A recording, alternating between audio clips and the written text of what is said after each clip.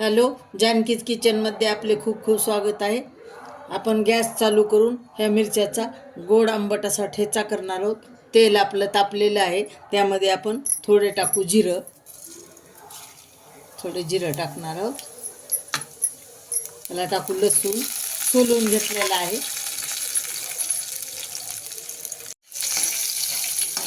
असं चांगला परतून घेऊ लसूण आणि जिरं.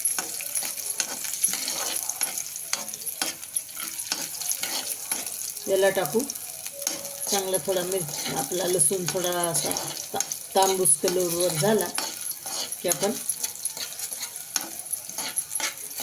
मिरच्या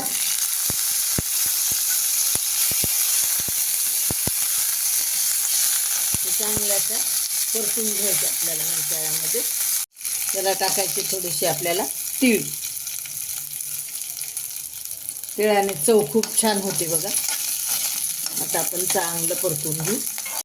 आपण गॅस बंद करून टाकू. आपल्या मिरच्या छान परतलेल्या आहेत. आता थंड करून आपण याला मिक्सरमध्ये काढून घेणार आहे.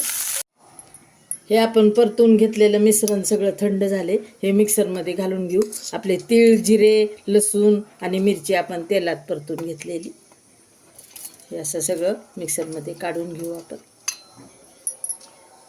यातच टाकू हे ओल्या खोबऱ्याचे आपण थोडेसे काप घेतलेले आहे. ओले नारळ हे याचे काप आणि थोडे भाजून शेंगदाणे पांढरे करून घेतलेले आहेत आपण, चांगले निवडून वगैरे.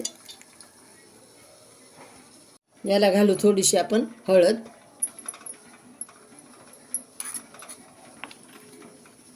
याला घालू थोडासा अर्ध्या लिंबाचा रस.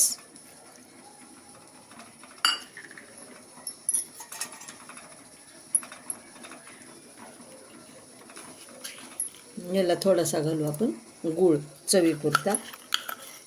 हे मिक्सरमधून काढून घेऊ आपण. आणि याला घालू आपण थोडंसं मीठ. याला घालू थोडंसं चवीपुरतं मीठ. आणि आता याला मिक्सरमधून काढून घेऊ आपण.